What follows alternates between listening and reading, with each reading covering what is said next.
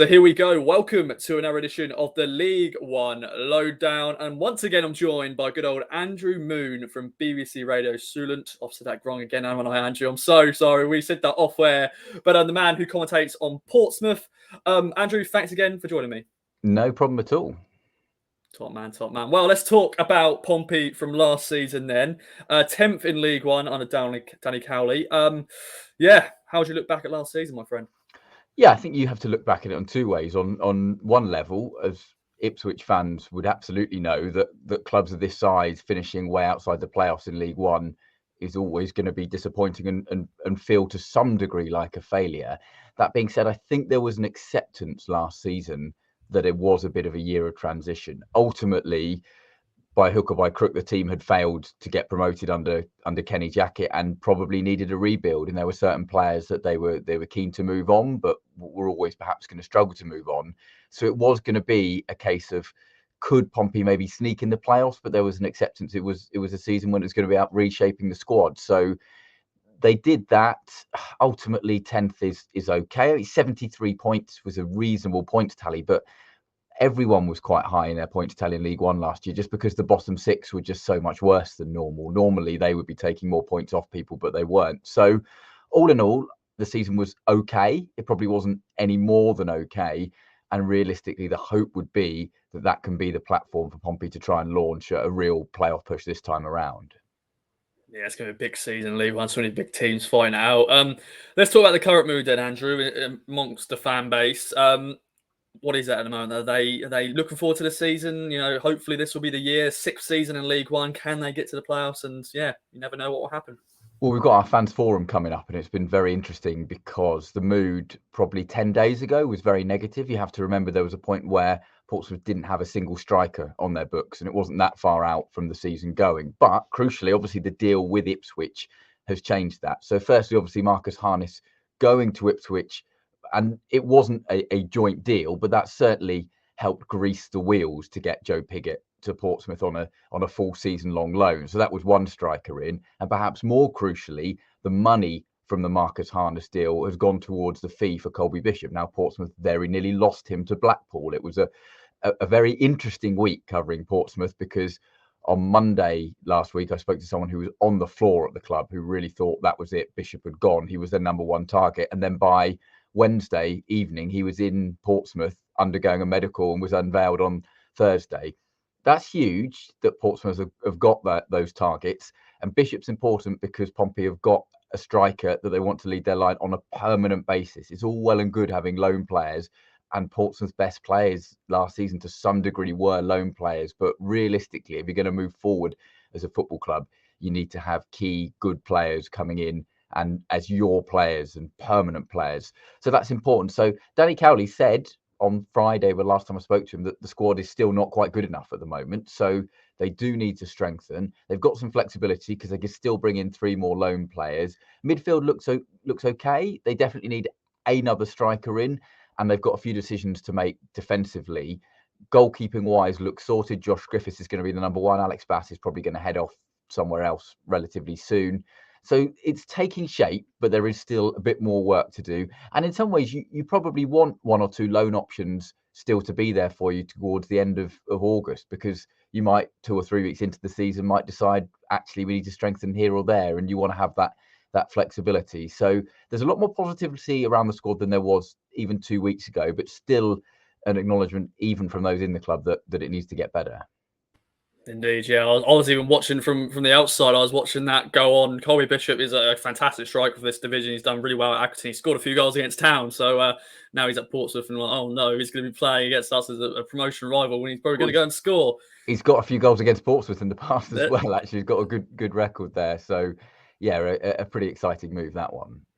Definitely. And let's just round off some of the other transfers as a whole. You know, I know you mentioned Josh Griffiths and, of course, Joe Pigott. Of course, he won't be able to play, so that's good. So he won't be able to go and score against us. But I know he's been scoring in pre-season, which is good. I think us Town fans and everybody else wants, Pigott to do well. We're disappointed that it just hasn't worked out for him, but hopefully he does well. I know he's playing for a promotion rival, but you always hope for a player does well.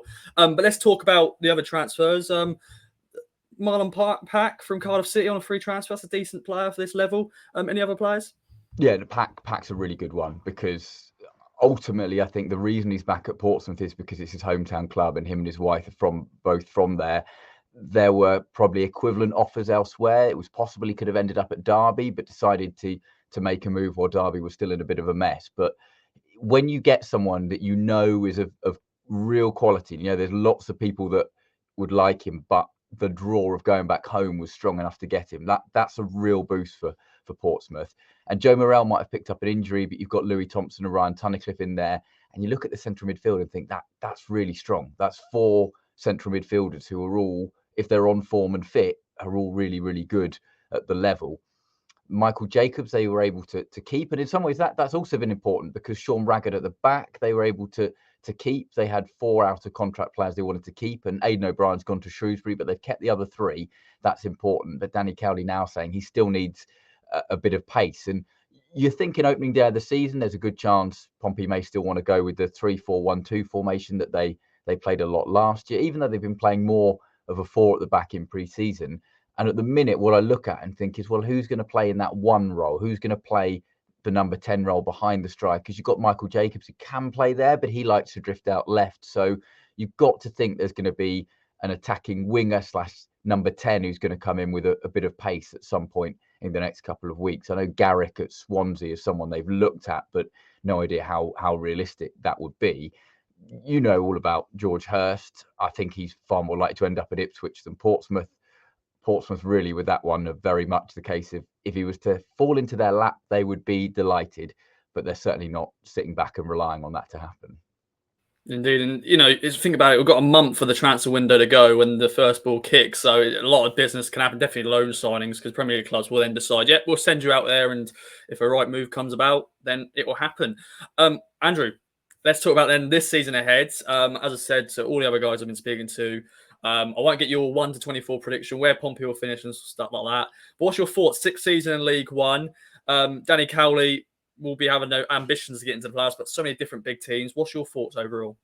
Yeah, so this is now 10 years for Pompey outside the top 2 divisions, longest spell in their history, and too long really for a club of this size. There's still been very good season ticket sales. Fratton Park's redevelopment is taking shape quite nicely. So although if you're an Ipswich fan travelling, the stand that you sit in hasn't changed yet, but that is the next thing that's going to be completely rebuilt. So you're starting to see the changes at Fratton Park.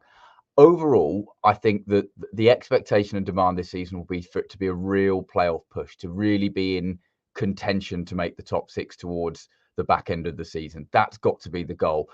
I simply think there are too many clubs with too much more money to be battling for the top 2. I look at particularly Ipswich and Sheffield Wednesday and think they'll be very strong. I think Barnsley and Peterborough coming down are going to be strong. Derby, I think, will be decent, but there is still, Pompey fans know all about trying to turn the tanker around when things have gone wrong and you've gone through administration. So that might take a bit of time to get going. I think Wycombe will be good. The question for Pompey is, can they be good enough to get themselves inside that top 6? That's got to be the aim, to be there or thereabouts and inside the top 6 come the end of the season. Albeit Pompey's record in the playoffs is atrocious. They've never won a playoff game in their history, 4 times in the playoffs, not won any games, and they're so bad in the playoffs that not only do they not win, but every time they've been in, the team that's beat them in the semi-finals then lost in the finals. So you not only do you not want to see Pompey in the playoffs from that respect, you don't want to play them because it could end badly. But you think a run like that has got to end someday. I think a top 2 place is probably unrealistic, but I think a top 6 one is achievable. But they're going to need a lot of key players to stay fit and things to go right for that to happen. Indeed, and bringing the stats, Andrew, I like it. Playoffs is always exciting sometimes, and of course, going to Wembley, all fans love to go to Wembley, but sometimes it's so heartbreaking. You go all the way, and then you lose, and then you've got to do all again. Pompey haven't been to Wembley yet in the playoffs. That would be a new experience for fans. Oh, there we go then. There we go. Let's see what happens this season. Well, let's talk about the head-to-heads then between Town and Pompey then, Andrew. Always big 6-pointers, these games. Of course, Portsmouth fans will be wanting to revenge Town after the 4-0 win at Fratton Park last season. Of course, Town play Portsmouth. Let me get the fixtures up quickly. First of October at Portman Road, which will be an interesting game. It's always feisty between Pompey and Ipswich games. Of course, the 0-0 draw at Portman Road last season, and then Fratton Park, the end of the year, end 2022 on the 29th of December after all of our Christmas breaks and all the turkey eating and all that sort of stuff. What's your thoughts on the two games as a whole? Two big teams in League One battling out, hopefully get the 3 points. Yeah, well, I knew the first one was October because I've got a friend who lives nearby, is an Ipswich fan, who's already asked me if he can have a lift to Portman Road for that one. So you mentioned that 0-0 last year at Portman Road, and really we were at the point by then where both teams needed more than draws if they were going to make it through to the top six, which obviously neither did. So I think it's good. That all comes down to how do Ipswich start the season, because there's a lot of pressure and expectations. A very good side, very good squad, but the pressure means if you don't start well, things can unravel fairly quickly. So on paper, that looks one of the toughest trips of the season. And you'd say normally you'd go there if you got some kind of result, you'd be happy. After Christmas, it's always, you never quite know between Christmas and New Year. There's going to be a lot of games in that period. We know it's going to be a strange season, albeit League One won't be as affected by the World Cup as others. And you're right, Pompey will want revenge for what happened last year, because that was without doubt the lowest moment of Danny Cowley's reign. And Portsmouth on a bank holiday between Christmas and New Year, it'll be a great atmosphere. And that one is going to be one really to look forward to, with Pompey trying to get the better of Ipswich after what happened a year ago. Indeed, I'm looking forward to that trip. It's not too far to go just after Christmas, so it's not too bad. Always fear that it could be a long trip, and thankfully it's only down to Portsmouth, which will be, as I said, the atmosphere is going to be great at Fratton Park. Looking forward to it. Well, Andrew, thanks so much for joining me. Any other business? Anything else you want to mention, my friend? Yeah, I, as you mentioned, I think League One is going to be so competitive. It just feels like there's a bit of a backlog of big clubs at the top end of the division who have not disappeared yet. I think it's good for all teams hoping to get promoted that Sunderland finally cleared off and went up. So that's one less massive club to battle with. But I think the key for me is going to be watching Ipswich and Sheffield Wednesday, who Pompey play on the opening day. They're the clubs that it feels like have got the big budgets, that have spent the significant money over the summer. How are they going to start? Because you think if they get a good start and get some momentum going, they're going to have the quality and the resources to possibly be the top two or two of the top 3 or 4 in the division. So I think those are the key couple of teams to be watching in the early weeks of the season. And it sounds positive at Ipswich so far, but there's always going to be that expectation. McKennan's obviously highly rated as a coach. It's, can he take the promising moments from last year and take them on a step? Yeah, can he deliver? I hope he can. Well, Andrew, thanks for joining me once again. It's always a pleasure. I'm sure we'll catch up later on in the season when that game kicks off on 1st of October, Town versus Pompey. Looking forward to it. And thanks for watching, everyone, for another edition of the League One Lowdown. Bye-bye for now.